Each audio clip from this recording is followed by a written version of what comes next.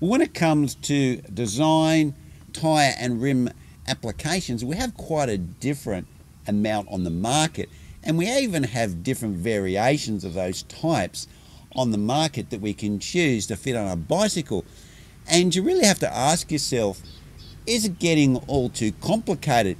Now, I know you guys out there are tech savvy and you have an interest in how these things work, so if you was going to use these technologies, then you would learn how to do it and you put it on. But most people, you know, who ride bikes, they just want to ride a bike, you know. They don't want to know how the gears work and how many speeds it is and how do you fit the tyre on. And I know many people these days, they don't even bother changing their Clincher tyres. They just take it to the shop and go, it's got a flat, do whatever it does to make it work again.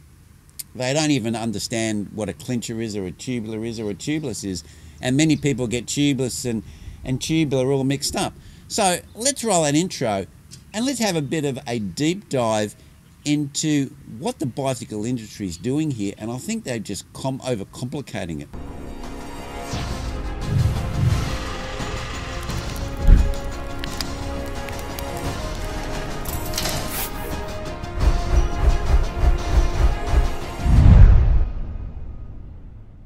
Well, when I was still ratting around in my dad's old BB, rims were made of wood and they were stuck on with glue like Tubulars were, because, you know, when rims were wood, they couldn't be made with hooks because obviously the wood wouldn't be strong enough. But as metal technology got better and cheaper, the bicycle industry started using metal rims and they could make them with hooks. And Clinchers were the everyday wheel, whilst Tubulars still remained the racing tyre. But as Clinchers got better and better, they became the mainstay even on the performance bikes. And we have the Clinchers we have today, which are a very good system. Well, let's have a closer look at the 4 different types of systems that are on the market currently. Now, this is for road cycling, by the way. Now, the first system is Tubular. Now, Tubular, to me, for the ultimate tyre, is still the best system. And that's why the pros are still riding them. They do have some disadvantages.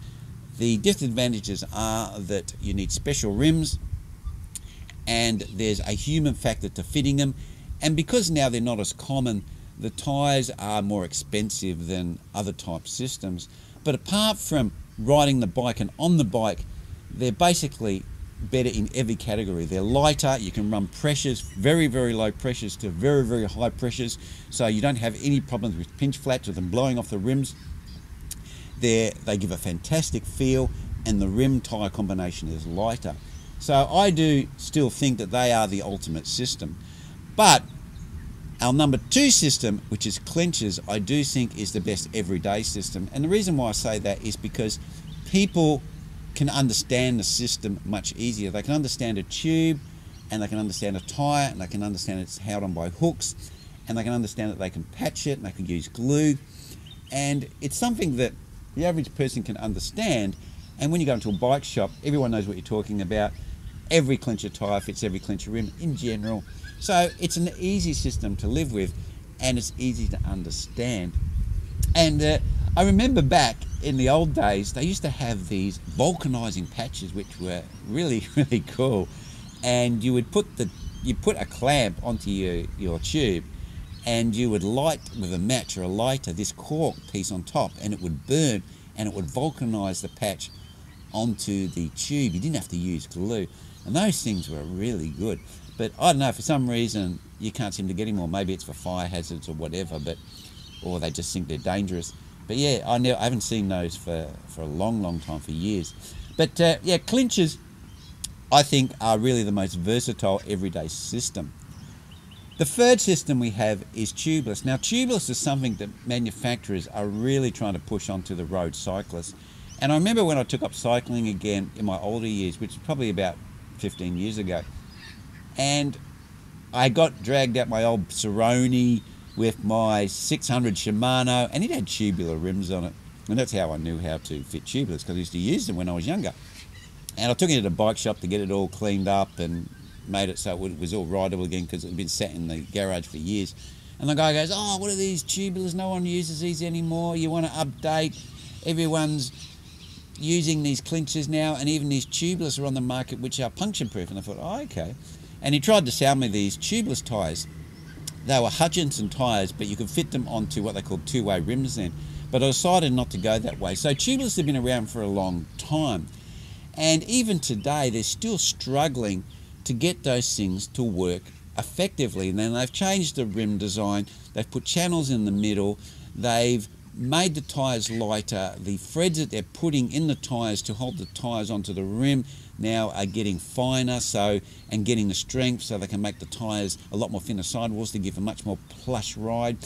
And they're getting them better, but they still have significant limitations. If you get a cut, you're still stuck, and sealant goes everywhere, all over your bike. Even sometimes when you get a puncture, it sprays out of the tyre, sprays all over your bike, and you have to mess with the sealant when you put it together. You have to use pressure systems to mount them in many cases. They just are a difficult type of technology to work with in many cases. And I know some people say that they found a really good tyre rim combination and they're used to using them and they've practiced and they've got expertise and they don't find them to be difficult at all. But I think for the average person off the street who's probably not that interested in tech, does find them difficult to work with. And then we have 4, the last one, which is hookless. Now, hookless are a adaptation of the tubeless, so you still need to use the sealant and all that. But what they've done is they've got rid of the hooks because it's cheaper to make, and they don't have to make the silicone molding for the hooks, and just use a flat hard surface, so it's better for compaction and so forth with the carbon when they're making the carbon, well, they're not Clinchers, hookless rims. So manufacturers really love these, but the problem with them is, as with tubeless, you need to run the pressure very low, and they're only rated to 72 psi. Tubeless tyres can go higher, but you are limited on your pressures, because even if you wanted to run them higher, then the sealant doesn't work as well. And that's one of the trade-offs when you go to these tubeless systems. You need to go to a bigger tyre, you need to run a lower pressure to get them to work effectively, because the sealant, unfortunately, doesn't work at higher pressures. I don't know, maybe one day we'll see a sealant that can, and tubeless will really take off. But at this point in time, hookless and tubeless rims are really not perfected yet. I don't think so anyway, in my opinion. But I would probably keep away from hookless currently, because I would like to see them more mature. And this is where it gets complicated. You need to have very specific tyres to fit on a hookless rim. And Giant are actually selling their latest bikes with hookless rims. And if you're not tech savvy, you could go out and buy the wrong tyre, trying to fit it, end up saying a few choice words before you go back to the bike shop and realise that you have to fork out for a different type of tyre because you've got sealant all over the tyre that you bought, which is the wrong tyre. So let's dive a little bit deeper into these different technologies. Now with Tubular, what they're offering now is tape, and I just did a demonstration in my last video. I'll just link that up the top here, where you can use tape instead of glue, and tape with tubulars is very easy. But to be honest, I like using tubulars, but tubulars are really a dying technology. The manufacturers don't really want to make the tubulars anymore, and people kind of put off by them because they think, well, if I can't get to the tube because it's sealed, how can I fix it? And they don't really realise that you can fix most punches with sealant just like you can with tubeless. But regardless of that, the technology is dying, and most people don't even know what tubulars are. They get them mixed up with tubeless. So that kind of technology is a bit of a dying art, and gluing's a dying art, and even repairing of tubulars. You used to be able to send them away and get them fixed, but that's a dying art. So really the mainstay is clinchers, and I think clinchers are actually a really good everyday tyre. Now I choose to use something different, but really it's easy to get. The tyres are very consistent. There's all sorts of different options, and if you wanted to, you can even put sealant inside the tube, and that actually does work. It does fix fawns and so forth. It may be not as effective as tubeless, that's what they argue, but it does still fix most punctures. So the Clincher system, I think, is the gold standard for basically the everyday rider.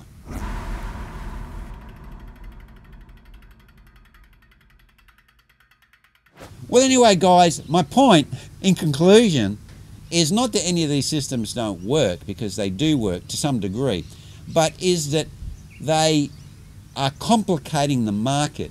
And for the average rider, and I know there's many of these, they don't watch channels like Waynos Fotos, and you know, they don't know what the hell integrated systems. They go into a shop, they usually rely very much on the salesperson to tell them what they want.